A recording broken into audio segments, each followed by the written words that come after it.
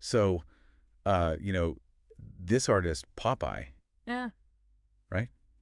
With a name like that, I mean, it really makes you want to know more, doesn't Yeah, it? it definitely piques your curiosity. And the fact that, he writes it all Yeah. lowercase like that just Yeah. adds another layer to it. Yeah, there's a choice there, right? Even before we get to any of the art itself, like he's already kind of like messing with us. Exactly. And then there's his exhibit coming up once upon a time at the Video Arcade, running September 2024 at CC Schalliken in Reynolds, Belgium, Mm. and then November 2024 somewhere else in Belgium. But even just that title, I feel like it evokes so much. Yeah. Like takes you back to those like, dimly lit, pixelated havens of our youth. Yeah, and that's where it gets really interesting because, video arcades weren't just places to play games. They were Right. very social. Totally. You know, they were places where people met. Yeah. And, it's cutting edge technology. So you'd go and experience these new worlds and these new possibilities. It was like, I remember those arcades as like a total catwalk of society. Exactly. Like, I mean, maybe I'm remembering it with rose-colored glasses or something, but Yeah. I spent so many hours there Yeah. just like trying to beat the high score Yeah.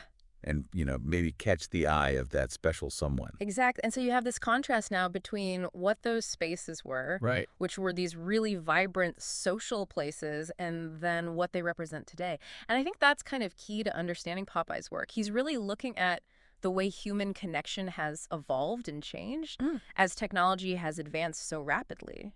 And doing it through like, nostalgia and bold imagery and like you said, that contrast, he's drawn to these themes of like society and technology. Yeah. And we're already seeing that in the title of this exhibit, right? Yeah, you're picking up on what makes his work so interesting, right?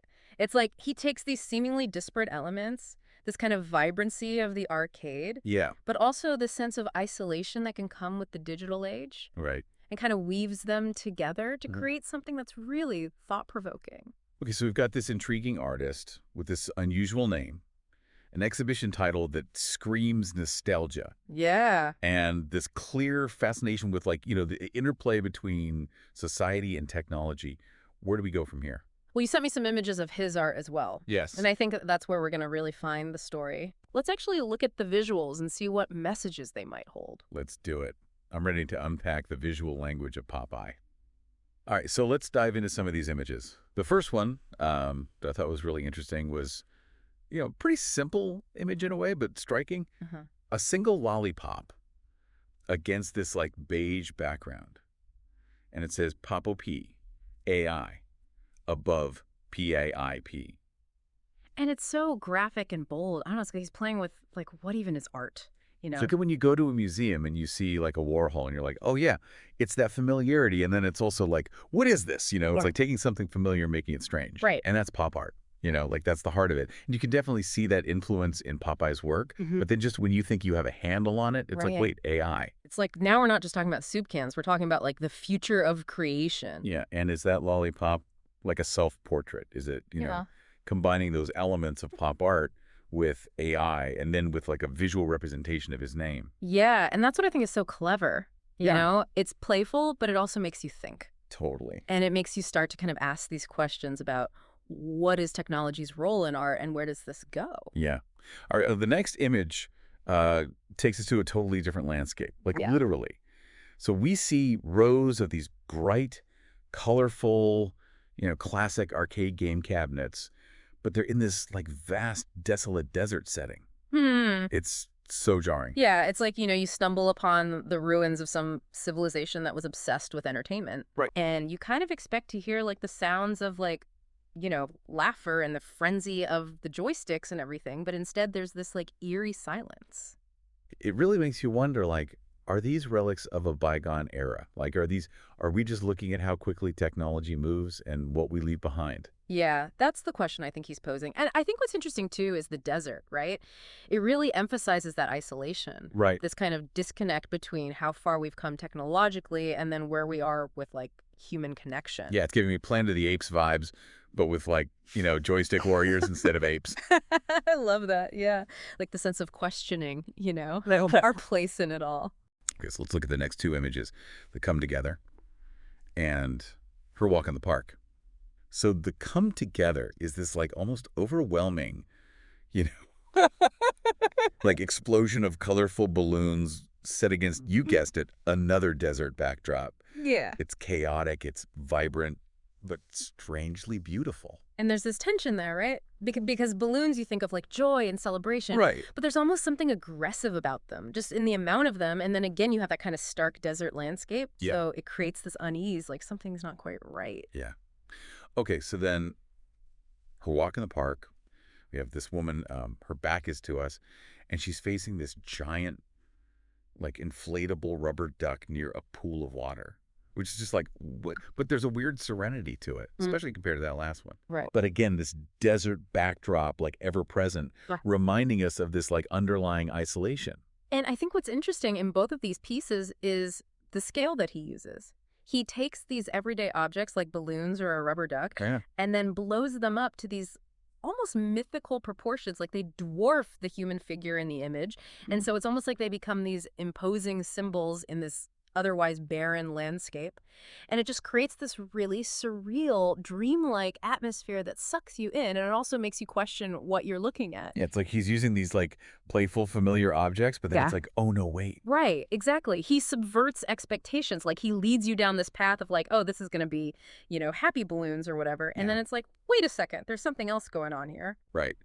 Okay, so we've got 4 more images to get through. El Accidente, Cancel My Appointment, White Socks Allowed, and The Observer.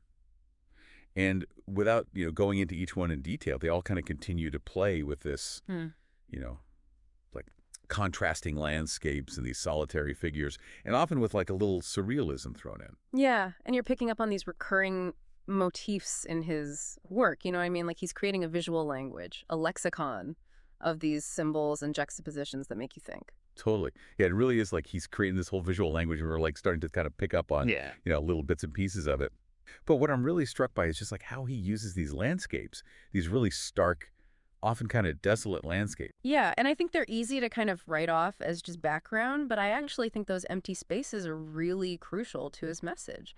I mean, think about it. What's more isolating than like a vast empty desert? Right. And I think that's a really powerful metaphor for, how disconnected we can feel even when we're surrounded by technology and people and all these things. Totally. And yet there is something like undeniably beautiful about them, Yeah. There's this like eerie serenity to these landscapes Yeah. that kind of draws you. It's like even in those moments of isolation, he's saying like, hey, there's still like beauty to be found. Yeah, exactly. He's not just painting some bleak dystopian view of like where we're headed, Right.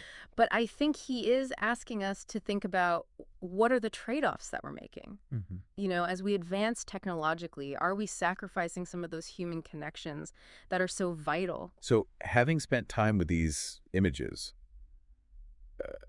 what's your big takeaway? Like, what's the message at the heart of Popai's work? I think Popai's art works on a couple different levels. On the surface, you have these really striking visuals, these unexpected juxtapositions, like we were talking about. But beneath that initial kind of like, wow, this is cool, I think there's a deeper message there about our relationship to technology, to each other, to ourselves. And he's not really giving you any easy answers, which I kind of appreciate. Right. It's not like, here's the answer. It's like, think about this. How do you feel about this? Where are we going? And the way he describes himself too, it's so interesting. He's like, not a painter, not a photographer. It's almost like he's saying, don't put me in a box. Yeah, totally. Like, I'm not going to make it easy for you. Right. Just like experience this and see what makes you think about. Exactly. And that's what makes his work so compelling and, relevant. Because he's not trying to tell you what to think. He's inviting you into a conversation. Yes. He wants you to look at these pieces and, grapple with these questions about, art and technology and the human experience. Absolutely. So it seems like we've uncovered quite a bit about this Popeye character. He's using nostalgia and bold colors and irony, and it's all to get us thinking about how we connect with each other in this world that's so digitally driven. But even more than that, he's like challenging us to question and to explore and, like you said, to define art on our own terms. He's a bit of an enigma. He is. Yeah. And I have a feeling this is really just the start of a much bigger conversation. I think so, too. So I hope this has given all of you listening some things to think about. And who knows, maybe the next time you encounter a piece of art that stops you in your tracks, you'll think back to this conversation and to Popeye. Thanks for joining me for this deep dive.